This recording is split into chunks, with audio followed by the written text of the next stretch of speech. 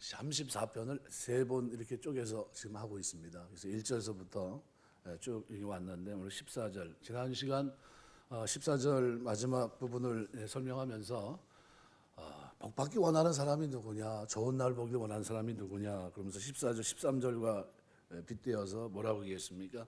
버리고 행하며 찾아 따를지어다. 다 명령형으로 되어 있다고 그랬습니다. 여호와를 경외하는 자의 특징이자 장수의 복을 누릴 조건을 제시한 겁니다. 그래서 명령형 동사를 4번 쓰면서 강조하고 있어요. 버릴 것 버리고 행하고 찾아 따르라. 그래서 14절 말씀에 보면 악을 버리고 선을 행하며 화평을 찾아 따를지어다 이렇게 얘기하고 있어요. 이게 우리가 살아가야 될 삶입니다. 소극적으로는 어떻게 해요? 악을 버리고 적극적으로는 어떻게 해요? 선을 행하라. 토부라는 단어죠. 그래서 선. 그래서 12절에서는 이 선이 복으로 얘기하고 있습니다. 그래서 12절에 보면 너희 자녀들아 와서 내 말을 들으라. 내가 여호와 경외하는 법을 너희에게 가르친다. 이게 복이라는 의미의 표현과 아주 동일한 표현으로 우리가 이해할 수 있습니다. 그래서 선을 행하며 이렇게 표현하고 있는데 여기 우리가 신앙생활하면서 이 15절 말씀, 요 말씀서부터 오늘 우리가 이제 묵상하려고 하는데요. 이게 결국 어떤 사람이 하나님 앞에 복을 받느냐 하는 거죠. 근데 오늘 본문은 의인의 모습을 보여주고 있거든요. 그래서 버릴 거 버리고 이제는 그리스도 안에서 어떤 사람이 되어야 되느냐. 그래서 15절서부터는 여호와의 눈은 의인을 향하시고, 그죠? 여호와의 귀는 또 누구에게 있으면 의인의 기도를 들으시고. 그래서 15절 보면 여호와의 눈은 의인을 향하시고 그의 귀는 그들의 부르짖음에 기울이시는도다. 여러분 우리가 하나님 앞에 늘 기도하고 그럴 때 하나님이 과연 내 기도를 들으실까? 의인의 기도를 하나님은 들으십니다. 그래서 여기 NIV 성경은 여호와의 눈은 의인들 위에 있다 이렇게 번역하고 있어요. 이게 우리가 기도할 때 하나님의 눈은 우리 위에서 우리를 보고 있다는 겁니다. 그래서 의인에 대한 기도 응답은 이미 34편에서는 4절, 6절을 통해서 다윗이 경험한 바가 있습니다. 뭐라고 표현하고 있냐면 내가 여호와께 간구하면 내게 응답하시고 내 모든 두려움에서 나를 건지셨도다. 6절 보면 이 곤고한 자가 부르짖음에 여호와께서 들으시고 그의 모든 환난에서 구원하셨도다. 이렇게 얘기합니다. 이건 뭐예요? 경험적입니다. 그래서 이 15절 말씀을 이렇게 통해서 이미 13절, 14절과 연관된 의인의 또 다른 특성이 뭐냐는 거죠. 의인의 또 다른 특성. 그건 뭘까요? 13절에서는 혀를 악에서 금하고 괴사한 말을 하지 말고 14절은 악을 버리고 그죠? 이렇게 선을 행하며 찾아 따를지어다 이렇게 하고 있어요. 그죠? 두 가지를 얘기했습니다. 그런데 15절로 넘어오면 하나의 조건을 더 얘기합니다. 의인. 어떤 조건입니까? 하나님 앞에 늘 기도하는 겁니다. 기도. 그래서 하나님 앞에서 어떻게 해요? 하나님을 주목해 소망하며 살고 있고 하나님께 부르짖어 아뢰는 삶. 그러니까 기도함으로 교제하는 삶. 이게 누구의 목록입니까? 의인의 모습이라는 거예요. 그러니까 우리가 기도 생활이 자꾸 위축되지 않게 되시길 주의 이름으로 부탁을 드립니다. 위축되면 안 돼요. 자꾸 뒤로 물러가면 안 돼요. 하나님은 내가 기도할 때 어디 계세요? 저 하늘에 계세요? 하늘에 계신데도 불구하고 내가 기도할 때 어디 있다고요? 눈이 의인들에게 있다는 겁니다. 뭐 때문에 저가 기도하고 있나? 귀를 쫑긋 세우고 있다는 겁니다. 무슨 기도를 하고 있나? 들어보고 있다는 거예요. 그러니까 우리가 아이들이 뭐 이게 혼자 간절하게 이렇게 뭐 크리스마스 같은 데 보면 아이들 소원이 있잖아요. 그런데 그 부모님들이 이렇게 지나가다가 얘가 뭘 가지고 소원을 비나 뭐 산타 얘기를 하는데 산타한테 얘기하면서 뭐 양말에 뭘 넣어달라고 하고서 뭐 엉뚱한 기도를 하나님 앞에 드리잖아요. 그런데 그걸 부모님이 들으면 어떻게 해요? 채워줍니다. 왜요? 제가 저런 소원이 있었구나. 그럼 깜짝 놀래게 해줘야지 하는 거죠. 우리 하나님이 우리가 애절한 마음으로 기도하는 거를 다 듣고 계시다는 게 의인의 특징은 기도한다는 겁니다. 그래서 오늘 15절부터 22절까지는요. 의인의 모습을 담고 있습니다. 15절, 17절, 19절, 21절 의인이 누구냐? 어떤 사람들이냐? 그래서 15절은 기도하는 사람들, 또 17절은 어때요? 부르짖으면서 여호와께 간구하는 진짜 하나님 앞에 기도하는 사람들입니다. 또 19절 보시면 또 어떤 모습입니까? 의인은 고난이 많으나 그런데 어떻게 해요? 하나님 그들을 어떻게 해요? 여호와께서 모든 고난을 건지신다 얘기하고 있고 또 21절은 어떻습니까? 악이 악인을 죽일 것이라 의인을 미워하는 자는 벌을 받으리라. 그러니까 하나님이 보호하고 계신 겁니다. 의인은. 그러니까 이 의인 그의 종들 특징이 뭡니까? 그들은 하나님 앞에 용서받은 사람이라는 거예요. 그래서 그것을 결론적으로 22절에서 이렇게 여호와께서 그의 종들의 영혼을 속량하시나니 그에게 피하는 자는 다 벌을 받지 아니하리로다. 그래서 결국 결론적으로 얘기한다면 하나님이 기뻐하는 사람은 누구냐? 기도해서 용서받는 사람, 죄사함 받은 사람, 이게 의인이고, 그리고 속량이라는 단어를 통해서 어떻게 해요? 이것이 얼마나 큰, 이거는 미완료용으로 되어 있습니다. 이건 누구의 예표입니까? 이 땅에 오실 예수 그리스도의 보혈의 피, 십자가의 죽으심, 이걸 통해서 화목제물 대신 주님의 상징입니다. 그래서 주님의 이 일을 통해서 단번에 받아들이시는 것. 히브리서 9장 말씀해 보시면은 염소나 염소의 피로, 어린 양 염소의 피로 하지 않고 어떻게 짐승의 피로 하지 않고 오직 자기 육체의 피로 단번에 하나님 앞에 제사를 드리는, 그래서 하나님께 받아들여지는 이 장면을 설명해 놓고 있거든요. 그러니까 예수님의 피로 속량하신 겁니다. 우리가 자꾸 구분하시면 안 돼요. 선한 일을 했기 때문에 구원받는 게 아닙니다. 뭔가 자격을 갖춰서 구원받는 게 아니에요. 이미 그 피로, 어린 양의 피로 속량받은 겁니다. 구속, 죄사함을 받은 겁니다. 하나님의 은혜예요. 엄청난 은혜입니다. 그래서 이걸 우리가 잊지 마셔야 돼요. 그래서 오늘 본문의 의인은 어떤 사람입니까? 오늘 본문의 의인은 늘 하나님 앞에 겸손히 무릎 꿇고 기도하는 사람이에요. 오늘 16절, 15절에서 22절은 의인들을 지키시는 하나님의 은혜에 대해서 말합니다. 이제 하나님이 여호와 하나님이 신약은 누굽니까? 예수 그리스도예요. 그래서 그 하나님이 우리가 기도할 때, 그죠? 우리가 움직일 때 눈, 귀가 어디 와 있습니까? 우리에게. 얼굴을 어떻게 악한 자들, 여호와의 얼굴은 악을 행하는 자를 향하사 그들의 자체를 땅에서 끊으시려고 한다. 16절. 또 21절 보면 악인이 악인을 죽일 것이라. 악이 악인을 죽일 것이라. 의인을 미워하는 자는 벌을 받으리라. 그래서 계속해서 이 장면들, 예외적으로 행악자들의 심판에 대해서 기록하면서 하나님 어떻게 해요? 의인들을 완벽하게 지키겠다. 그걸 얘기합니다. 그러면서 마지막에 어떻게 해요? 의인이 누구로 둔갑합니까? 종들로 둔갑합니다. 여기서 말하는 종들은 누굽니까? 예수 그리스도의 구속의 은혜 속에 들어가 있는 종들입니다. 의인들이에요. 이 사람들은 누굽니까? 죄를 짓지 않은 사람들인가요? 아니요. 죄 문제를 주께서 속량하시고 너는 죄 없다 얘기하신 분들입니다. 그래서 이 사람들은 어떻게 살아갑니까? 늘 하나님의 은혜를 기억하면서 겸손하게 살아갈 수밖에 없어요. 그래서 오늘 16절에서부터 이렇게 보시면 여호와의 얼굴은 악을 행하는 자를 향하사 그들의 자체를 땅에서 끊으신다. 그래서 아주 굉장히 악을 행한다는 것만요, 아주 사악한 걸 말합니다. 사악한 것을 만드는 분사형, 악을 행하고 악을 조장하는 삶을 지속적으로 계속하고 있다는 겁니다. 그래서 악을 행하는 자들, 그들이 죄악에 아주 그냥 푹 빠져 있는 상태입니다. 이들의 사악한 삶을 분명히 보여주고 있고, 그래서 그 모습을 그들의 자취를 땅에서 끊으려 하시는도다. 가만두지 않는다는 거예요. 지크람이란 말은 기억하겠다는 겁니다. 그런데 이 단어가 자카르라는 단어에서 유래했는데 제케르라는 단어로 쓰였거든요. 이 지크람이라는 단어는 어떻게 보면 기억이라는 단어로 번역하는 걸로 많은 성경학자들이 얘기를 합니다. 그래서 이렇게 본다면 16절에서 하나님께서 행악자들의 자취를 끊으시려고 하는데 결국 행악자들의 모든 기억을 어떻게 해요? 제거하시겠다는 거예요. 그러니까 좀 사람들의 기억에서조차 지워지는 가치 없는 존재로 만들어 버리겠다.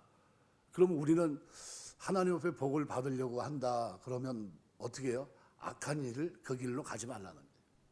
그들의 행위는 기억조차 나지 않게 어떻게 완전히 지워버리겠다는 거예요. 세상 말로 말하면 그 행위 자체가 어떻게 해요? 완전히 그냥 말살된다. 도말시켜버리겠다. 뭐 그런 의미입니다. 기억에서 완전히 없어진다.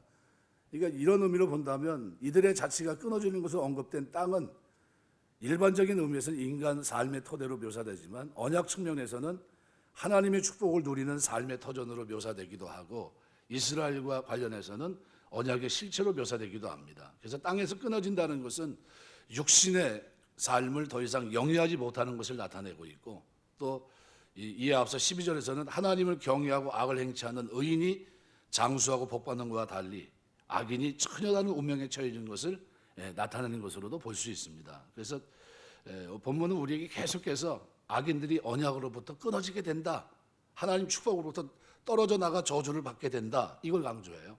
이건 하나님의 복을 받은 사람들은 누굽니까? 이 사람들은 13절서부터 14절, 15절 이렇게 기록한 그대로 입술 말하는 것도 이제 달라졌고, 그죠?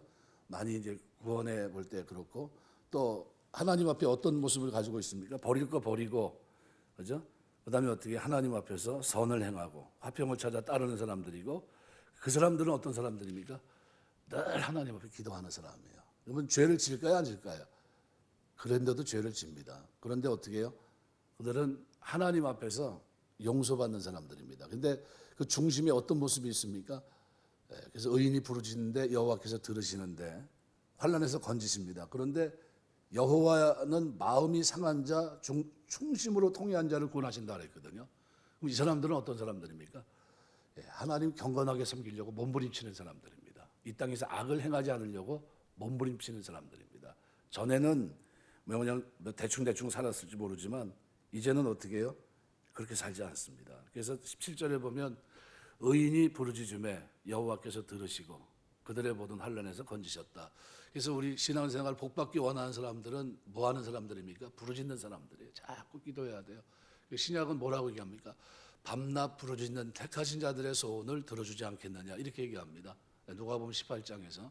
이게 우리 예수 믿는 사람들은요, 어떤 사람입니까? 어떤 문제가 생기면 밤낮 부르짖는 사람들이에요. 낮과 밤이 없다는 겁니다. 기도는 어떤 사람이 잘하는 겁니까? 잘하고 못하고가 없어요. 그냥 문제가 해결될 때까지 어떻게 해요? 밤낮 없이 부르짖는 사람이 잘하는 거예요. 그런 기도 생활 되시길 주 이름으로 축원합니다. 어떤 문제가 탁 터지면요, 목숨 거는 겁니다. 이거 하나님 해결해 주셔야 됩니다. 이거 제가 늘 하는 기도 제목이 있어요. 내가 목사인 줄 알고요, 제가 기도하는 줄도 알고, 그런데 하나님 이거 들어주셔야 됩니다. 이렇게 기도해요. 여러분 기도할 때 어떻게? 하나님 저 교회 다니는지 다 알고요, 저 새벽 기도 다니는 까지 다 합니다, 사람들이. 그런데 이런 문제가 해결 안 돼가지고 그럼 내 하나님이 어디 있냐 말하면 어떻게 해요? 내가 어떻게 합니까? 그래서 다윗은 뭐라고 얘기합니까? 시편에서 내 하나님이 어디 있냐 하는 말은 내가 주야로 그것이 내 눈물이 되었도다 그랬어요. 그게 너무나 가슴 아파서 하나님이 내가 이 말을 들으면서 알아야 됩니까? 하나님, 나의 하나님 어디 계십니까? 하면서 기도했다는 거예요. 그러니까 어디 주야로, 이 말이 어떻게 자기 눈물을 흘리면서 기도했다는 거예요. 주야로. 다윗도 그렇게 기도했다고 한다면, 그럼 우리도 구원받은 좋은 날 보기를 원하는 사람들은 어떻게 해요? 부르짖는 사람들이라는 게, 부르짖는 사람. 여러분, 기도를 요즘은 굉장히 좀 모르겠어요. 집에서 얼마나 기도를 열심히 하시는지 모르겠지만 좀 소극적이다라는 표현이 좀 맞을 것 같아요. 아주 점잖게 기도하시는 분들이 많아요. 그런데 점잖을 필요가 없습니다. 기도는. 왜요? 하나님 앞에 나의 사정을 아뢰는 건데, 물론 저건 누가 얘기하더라고요. 이렇게 하나님 귀머거리도 아닌데 왜 이렇게 세게 얘기하시냐고. 근데 그게 아니라 하나님은 어제나 오늘이나 변함없으신데 누가 문제냐면 내 사정이 급하니까 세게 기도하는 거예요. 이게 빨리 이루어져야 되니까 세게 기도하고 부르짖고 울고 통곡하고 난리지. 그렇잖아요. 하나님 아무런 문제가 없어요. 다 보고 계시고 알고 계신데 그 문제를 내가 가지고 하나님 앞에 엎드리길 원하시는 겁니다. 그래서 우리가 하나님 앞에 기도할 때 계속 부르짖는, 그래서 17절은 15절의 확증입니다. 그래서 15절 보시면은 부르짖음에 기울이시는도다. 17절은 의인이 부르짖음에 여호와께서 들으시고 이렇게 얘기하거든요. 근데 여기 외침에, 그죠? 17절에 보면 의인이 부르짖음에 여호와께서 들으시고 이렇게 기록하고 있는데요. 이 단어가 차크라는 단어인데 15절의 부르짖음은 비명을 지른다는 소리입니다. 여기 혹독한 위기 가운데서 아주 위기 상황에서 다급하게 외마디 소리를 지른 걸 말합니다. 전에 그 부흥 강사 한 분이 호랑이를 만난 표현을 해줬는데 뭐라고 얘기했냐면, 맨 처음에 굴에 있는데 호랑이 굴인 줄 모르고 들어가서 기도하다가 눈이 반짝거리는 게 들어오더래요. 뭔가 이렇게 봤더니 호랑이더래요. 깜짝 놀라가지고 나가야 되는데 뒤에는 뭐예요? 완전히 막혀 있으니까 못 나가니까 맨 처음엔 점잖게 기도했답니다. 굴에서 하나님 지금 호랑이가 저기 옵니다. 큰일 났습니다. 살려주셔야 됩니다. 이렇게 기도했다고 그래요. 아주 은혜롭게. 근데 지금 호랑이 자꾸 다가오니까 눈빛이 그게 이제 자기 앞으로 다가오니까 나중에는 호 이거 뭐 소리도 안 나가더래. 그냥 속에서만 웅얼웅얼거리고 있더라는 거예요. 호 그러더래. 그러다가 어떻게 됐는지 모르겠다는 거예요. 그 정도로 이게 기도가 뭡니까? 꼭 뭐 우리가 이렇게 뭐 문법이 맞니 않니 이런 건 별로 의미가 없는 것 같아요. 기도는요 간절함입니다. 애절한 모습으로 부르짖는 거예요. 그래서 잘하고 못하고가 없습니다. 하나님 앞에 엎드려서 간절하게 하나님 나중에 뭐 하면 호만 했다. 지금 왔다는 거예요. 지금 다 왔다고 지금 큰일 났다는 거예요. 호만 부르다가 끝났다는데 호만. 그래서 살았으니까 부흥강사하고 있죠 그때. 그래서 그래서 그러더라고요. 기도가 절로 되더래요. 절로. 얼마나 세상에서 그렇게 간절한 기도는 처음 들어봤대요. 호랑이를 앞에 두고 기도한 거예요. 호랑이 앞에 두고. 근데 호랑이 앞에 두고 기도했는데 호자 하나만 부르라. 호자. 하나님도 이름도 부르지도 못하고 그러고 있었대요. 거기서 살려달라고 호랑이 왔다고 너무 급하니까 입에 떨어지도 않는다는 거예요. 우리가 하나님 앞에 기도할 때 간절하게 하셔야 됩니다. 부르짖게. 3살짜리 아이가 20kg짜리 무거운 돌을 들어 옮길 수 있는 그런 천하장사가 있습니까? 없어요. 50kg짜리는 더구나 더 그렇고 어떻게 해야 됩니까? 자기 힘으로는 불가능합니다. 왜요? 선천적으로 그렇게 할 수 있는 사람이 없어요. 근육이 생겨야 되고 힘이 길어져야 되는데 힘센 어른도 어떻게 해요? 50kg짜리 들어서 옮기라고 그러면 허리가 다치니 뭐 별 얘기가 다 나옵니다. 마찬가지입니다. 기도는 하나님 앞에 맡기는 거예요. 내가 하지 못하니까. 그래서 제일 중요한 게 뭡니까? 내가 할 수 있는 것과 내가 하지 못하는 걸 빨리 구분해서 내가 하지 못하면 어떻게? 얼른 굴려야 됩니다. 사도행전 12장에 보면 베드로는 헤롯에게 잡혀 옥에 갇혔고 밤이 지나고 날이 새면 베드로는 어떻게 해요? 죽어야 됩니다. 그런데 살아날 가망성이 전혀 없어요. 쇠사슬에 매여 있죠. 헤롯의 군대가 지키고 있죠. 감옥에 갇혀 정치적인 힘도 있고 모든 상황이 불가능합니다. 그런데 이때 성도들이 하나님 앞에 어떻게 해요? 기도 시작합니다. 밤새 기도합니다. 그래서 사도행전 12장을 보면 1절에서 19절 보면 온 교회는 베드로를 위해서 하나님께 간절히 기도했고 간절히 기도했던 게 어떤 기도입니까? 예수님이 겟세마네에서 기도했던 기도가 간절한 기도예요. 땀방울이 떨어져 핏방울처럼 되더라. 이게 간절한 기도입니다. 여러분 살아가면서 진짜 절박하게 간절한 기도 한번 드리게 되시길 주의 이름으로 축원합니다. 간절한 기도 한 번도 드리지 못한 사람이 있을 수도 있어요. 신앙생활하면서 아주 고고한 학처럼 신앙생활 그럴 필요 없어요. 하나님 앞에 간절하게 한번 기도하셔야 됩니다. 하나님은 천사를 보내서 어떻게 해요? 베드로를 구출합니다. 뭐 때문에 그렇게 하셨어요? 온 교회가 기도했는데 어떻게 기도했습니까? 간절하게. 그러니까 헤롯의 군대보다 훨씬 크신 강하신 하나님께서 친히 해결해 주십니다. 마가복음 11장 24절 그러므로 내가 너에게 말하노니 무엇인지 기도하고 구한 것은 받은 줄로 믿으라. 그리하면 그대로 되리라. 의인이 누구냐는 거죠. 기도하는 사람이라는 겁니다. 의인은 부르짖는 사람이라는 겁니다. 그래서 야고보 5장 17절에 보면 엘리야의 기도에 대해서 얘기하면서 북이스라엘에 3년 반의 기근이 있었고 또 기도하니까 비가 다시 내렸다는 사실을 기록하고 열매를 맺었다고 얘기합니다. 그럼 이게 무슨 얘기합니까? 엘리야는 우리와 성정이 같은 사람, 똑같은 사람이라는 겁니다. 특별하지 않다는 거예요. 근데 그가 기도했더니 하나님이 그렇게 들어주셨다는 거예요. 그러니까 우리가 하나님 앞에 어떤 기도를 드려야 되느냐는 거죠. 간절한 기도를 드리는 겁니다. 왜 문제가 해결되지 않습니까? 그러면 이유는 뭘까요? 그렇게 원하지 않기 때문에, 간절하게 원하지 않기 때문에. 실제로 이렇게 제가 기도원 올라갔다가요, 전에는 기도원 많이 가잖아요. 내려오는데 제일 듣기 싫은 말이 그 말이에요. 저는 기도하긴 했는데 글쎄 모르겠어. 될지 안 될지 모르겠어. 그냥 하나님 뜻대로 되겠지 뭐 이러고 가더라고요. 기도한 겁니까 안 한 겁니까? 저 엘리 제사장의 하나님 앞에 버림받은 제사장의 말을 듣고도 한나가 어떻게 해요? 너에게 자식이 있을 거다 그랬더니 뭐라고 얘기합니까? 얼굴에 수색이 없으니라. 간절히 기도하고 믿었다는 거예요. 부르짖고. 그러니까 내가 기도하면서 믿고 기도해야 됩니다. 그래서 마가복음 11장 24절만 너희에게 말하노니 무엇인지 기도하고 구하는 것은 받은 줄로 믿으라. 그리하면 그대로 되리라. 이 하나님이 우리에게 기도하면 하나님은 어떻게 해요? 인간적으로 부모님과 여러분이 대화하면 여러분 뭐라고 얘기합니까? 아버지, 어머니한테 이게 납부금이 나오면 뭐라 합니까? 납부금 좀 내달라고 붙잡고서 비는 사람이 있습니까? 자식이? 아버지 이번에 납부금 내야 됩니다. 그럼 다리 붙잡고 막 얘기하는 사람이 있어요? 그런 자식 있으면 야, 얘 미쳤나? 얘 왜 그래? 야야 왜 그래? 그럴 겁니다. 너 왜 그러냐? 너 남의 주워온 자식도 아니고 너 왜 그래? 그럴 겁니다. 왜요? 그냥 주면 됩니다. 그죠? 아버지 학교에서 저 납부금 내래요. 그리고 부모에게 주면 뭐라 그러는 거예요? 그래 알았다 그럽니다. 우리 하나님 앞에 우리가 기도할 때 믿으라는 거예요. 그 신뢰. 이게 있어야 된다는 겁니다. 신뢰. 내가 기도하면 하나님은 들어주신다는 거예요. 이 믿음 가지고 기도하시기 주의 이름으로 축원합니다. 이게 믿지 않고 기도하는 거 믿는 거 하긴 했는데 글쎄 모르겠어. 아버지가 마음이 좀 좋아해서 갚을 텐데 이런 게 아니라는 게 개념이. 그래서 18절은 그래서 우리에게 여호와는 마음이 상한 자를 가까이 하시고 충심으로 통회한 자를 구원하신다. 수동 분사형으로 되어 있습니다. 상한 자에게 샤바르란 말은 갈갈이 찢어진다는 겁니다. 깨진다. 누군가에 의해서 마음이 찢어진 상태를 말합니다.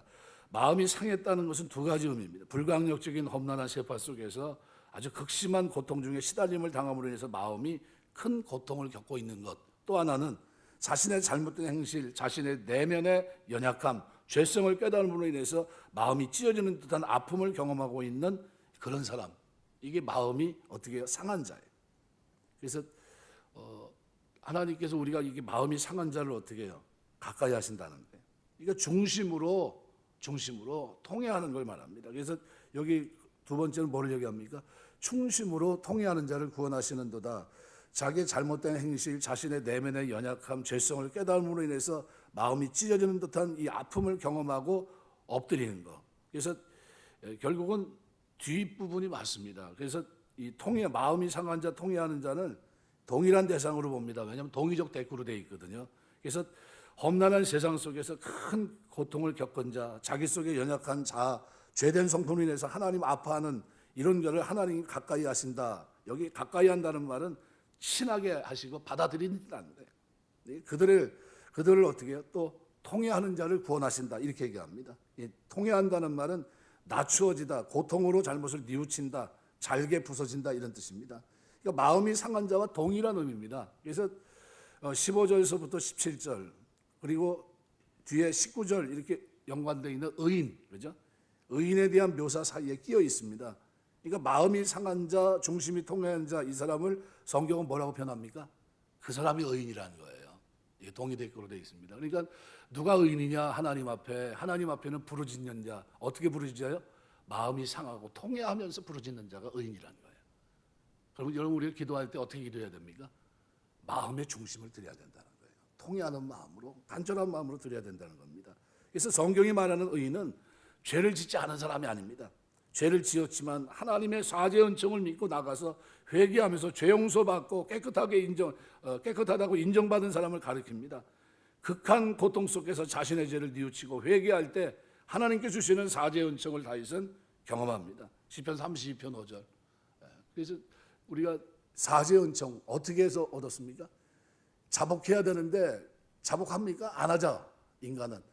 그죠? 모르겠지 합니다. 자기도 잊어먹고. 그런데 누가 기억합니까? 하나님이 기억해서 선지자를 보내서 어떻게 깨닫게 합니다. 그런데 어떻게 해요? 철저히 회개합니다. 아주 하나님 앞에 철저히 회개해요. 그래서 나중에 용서받습니다.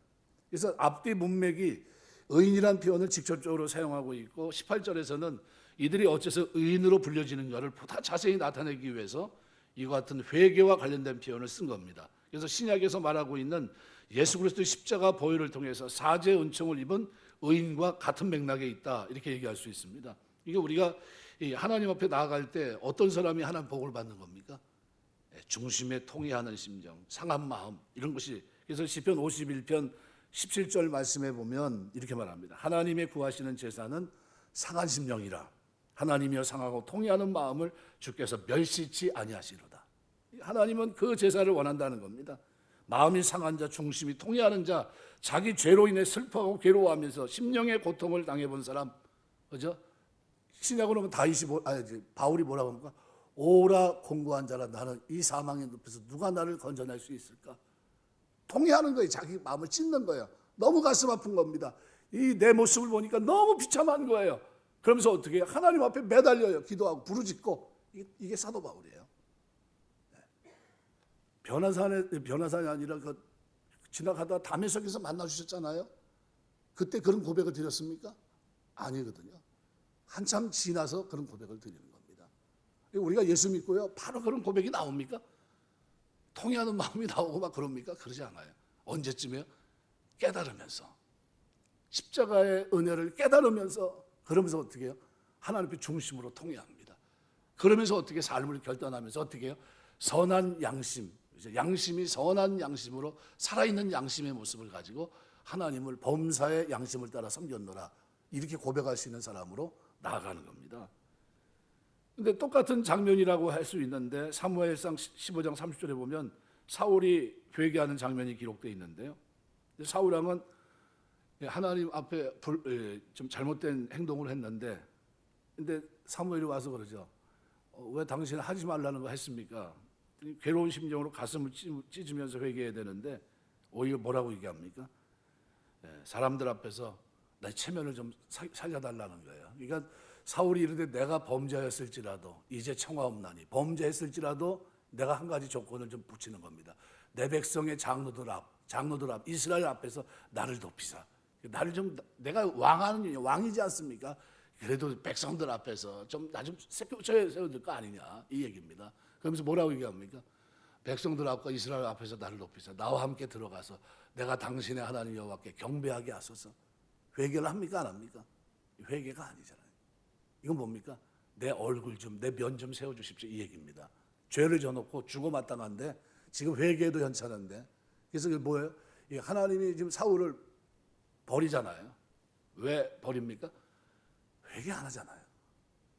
하나님 앞에. 그러니까 지금 의인이 누굽니까? 자기의 죄 때문에 가슴 아파할 줄 아는 사람이 의인입니다. 그래서 우리가 이 바리새인과 그죠? 세리가 하나님 앞에 기도했는데 누가 의롭다함을 얻었다고요? 바리새인들이 아닙니다. 세리예요, 세리. 근데 세리는 어떻게 해요? 그 마음이 이미 추워요, 하나님 앞에. 이거 내가 죄 때문에 이런 거 아닌가?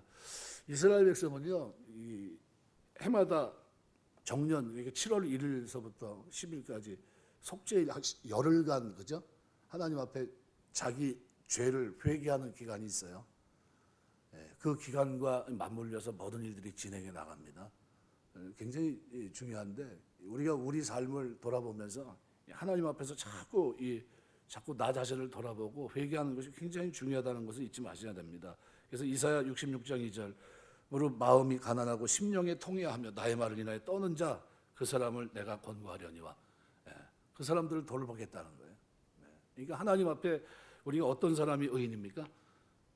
죄를 지적받았을 때 철저하게 회개하는 사람이 의인입니다. 철저하게. 그러니까 천국은 누가 가요? 바로 죄 용서 받은 사람, 통회하고 자복하고 하나님 앞에 몸부림친 그 사람들.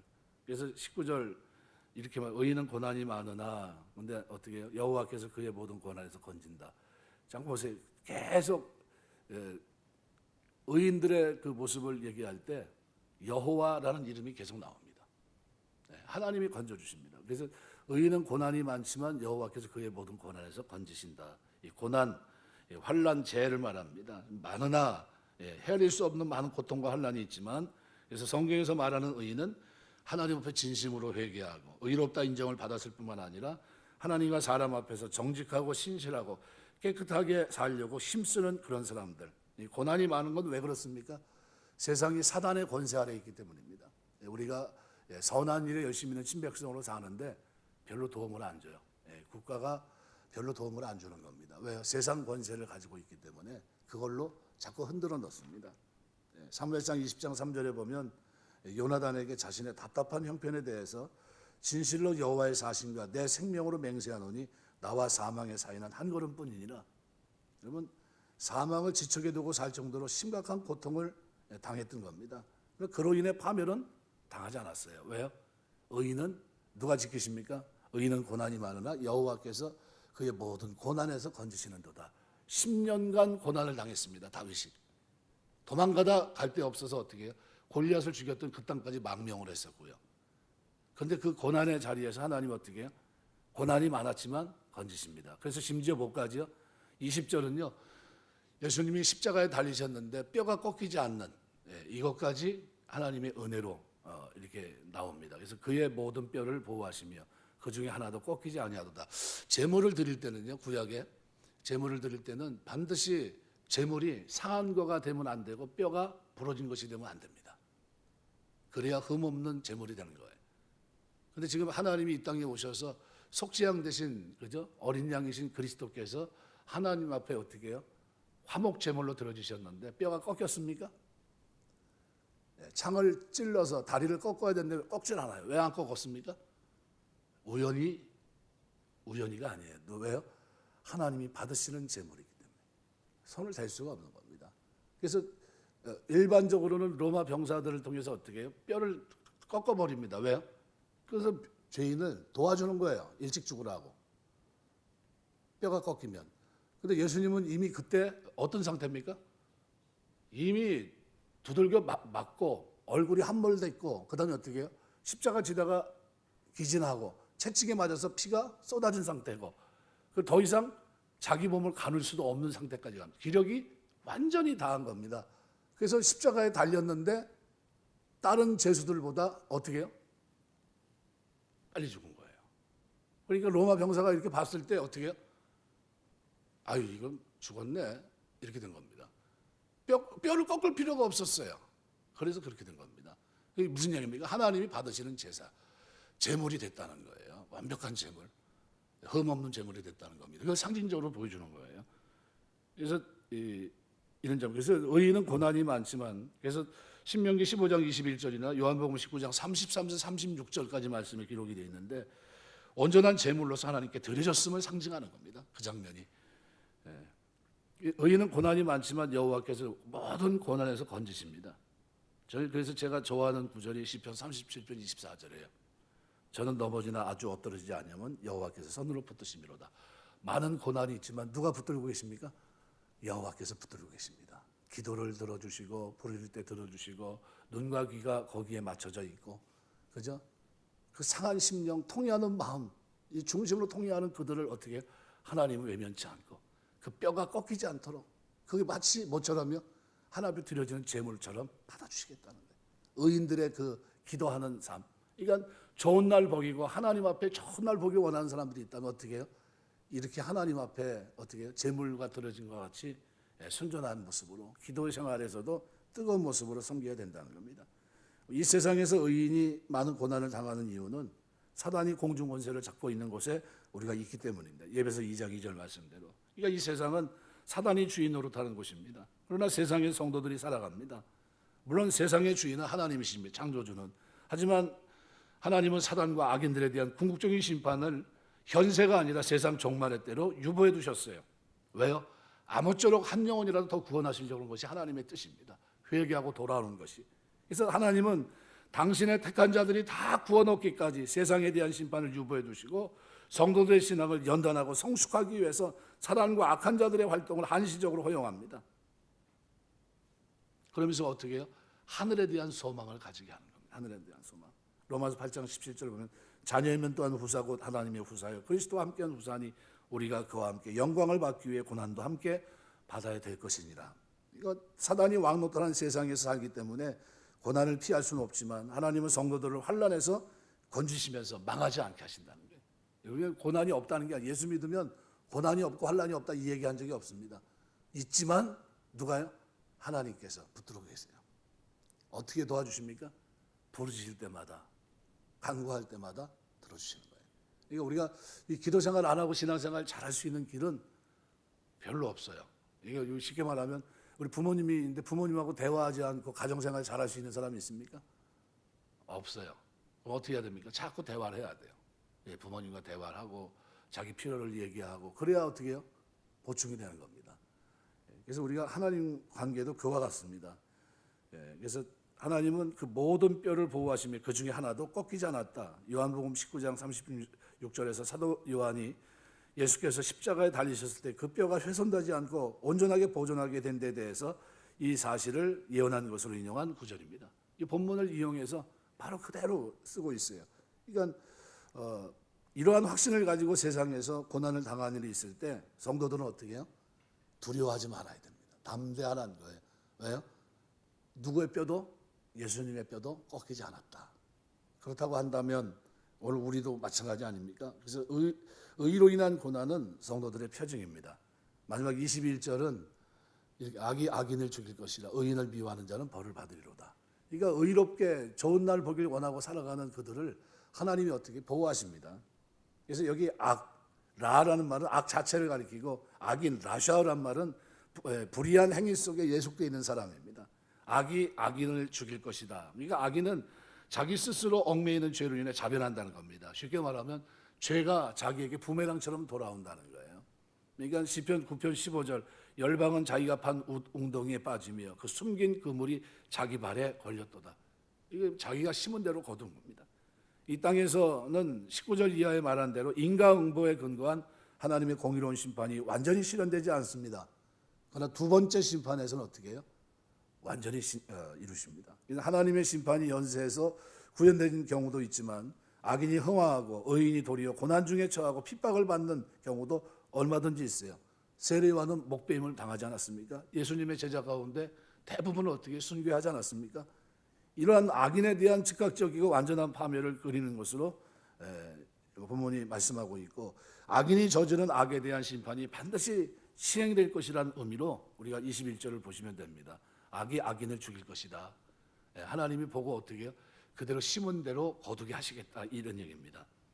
그래서 의인을 미워하는 자는 죄를 받으리로다. 다윗은 자신의 시 다른 곳에서 의인을 미워하는 악인의 행태에 대해서 시편 30편 18절 보면 교만하고 완악한 말로 무례히 의인을 치는 거짓 입술로 벙어리 되게 하소서 그랬습니다. 또 시편 30편 12절 보면 악인이 의인 치기를 꾀하고 향하여 그 일을 가는도다. 다윗에게 하나님께서 의인을 보호하신다는 확실한 신념이 있었다는 것을 보여주는 장면입니다. 그럼 여러분, 우리가 살아가면서 우리에게도 뭐가 있어야 됩니까? 하나님은 나를 돕는 자, 나를 구원하시는 자, 나를 도우시는 분이라는 거예요. 여기에 대한 확신이 우리에게 있어야 된다는 겁니다. 그래서 하나님께서 사랑하시고 보호하시는 의인을 미워한다는 것은 하나님을 무시하고 하나님을 거역하는 행위이고, 다윗은 이러한 자들에게 내려지는 심판은 죄로 받으리로다 라는 표현을 통해서 분명히 얘기합니다. 그래서 이 단어 원형은 아샴이란 말인데 책임과 의무를 지키지 않은 데 따른 합당한 형벌을 얘기합니다. 그래서 이것이 미화연령으로 되어 있기 때문에 의인을 미워하는 악인이 그에 상응하는 심판을 받는 것은 영원토록 변함없는 불변의 진리라는 거예요. 영원히 이 일은 진행될 것이다. 그러니까 인과응보는 공의로우신 하나님이 정하신 종말론적인 심판의 원리입니다. 여러분, 반드시 하나님 어떻게 해요? 심은 대로 거두게 하십니다. 그래서 하나님은 사람들에 대해서 완전한 인과응보 원리에 근거한 심판을 세상 종말의 때로 유보해 두시고, 세상 종말의 때가 이르기 전에 죄인들이 회개하고 돌이키기를 기다리시는 것은 물론이고, 선인이나 악인에게 동일하게 해를 비추시고 비를 내리십니다. 그러한 이유로 이 세상에서는 선과 악이 공존합니다. 때로는 악인이 의인에 대해서 더 번성하고 형통하고, 의인들은 악인의 핍박을 받아 고통을 당하기도 합니다. 하지만 인과응보의 원리는 분명 하나님이 정하신 심판의 원리고, 어떻게 돌아갑니까? 마지막 21절대로 악이 악인을 죽일 것입니다. 그 악이 자기를 죽입니다. 부메랑처럼 돌아갑니다. 그래서 하나님은 이 세상 마지막 날이 이르면 각 사람의 행위에 따라 보응하십니다. 그래서 참고 의를 행하며 영광을 구한 자에게는 영생으로 갚으시고, 하나님의 오래 참으심과 사랑을 멸시하고 악을 행하고 의인들을 핍박한 자들에 대해서는 노와 분으로 대하사 영벌로 갚으십니다. 오늘날 악인들은 하나님의 심판이 종말의 때가 유보된 사실로 인해서 하나님의 심판이 없다고 교만히 말하고 악을 행하기를 서슴지 않고 있지만, 하나님 지금도 그들의 행위를 일일이 세시고 기록해두고 계시고, 그리고 그 악이 자기를 넘어뜨릴 겁니다. 예레미야 17장 10절 보면 나 여호와는 심장을 살피고 폐부를 시험하고 각각 그 행위와 그 행실대로 보응하겠다고 말합니다. 그래서 맨 끝에 오늘 22절은 이렇게 표현합니다. 여호와께서 그의 종들의 영혼을 속량하시나니. 죄 없다는 거예요. 여기 의인이 종으로 바뀝니다. 에베드라고 하는 말은 종, 노예, 섬기는 자라는 뜻입니다. 이 어근이 아바드에 일하다, 노동하다, 예배를 드리다, 봉사하다라는 뜻입니다. 그러면 문자적으로 보면 그 종들은 누굽니까? 하나님의 종들이에요. 의인들 말합니다. 하나님께 예배하고 그를 섬기고 봉사하는 자들, 이들이 누굽니까? 의인이라는 거예요. 그들은 왜 의인입니까? 하나님 앞에 하나님 백성으로 살기 때문이에요. 이 의인이란 표현 대신에 그의 종들이란 표현을 쓴 것은 하나님으로부터 의롭다 하심을 입은 자들은 다름 아닌 하나님께 속하여 그분을 예배하고 섬기고 봉사하는 자들이기 때문입니다. 하나님께서 기뻐하는 일을 수행하기 위해 헌신하는 사람이라는 사실을 나타내기 위해서입니다. 구원을 얻은 자인 의인들을 그 종들로 표현한 것은 그들과 하나님과의 관계성을 강조하기 위해서예요. 그래서 그것을 강조한 단어가 오늘 본문의 핵심 단어인 속량입니다. 속량. 여호와께서 그의 종들의 영혼을 속량하시나니. 폰의 원형은 파다란 말, 몸값을 치르고 억압으로부터 벗어나게 한다. 분사형으로 되어 있습니다.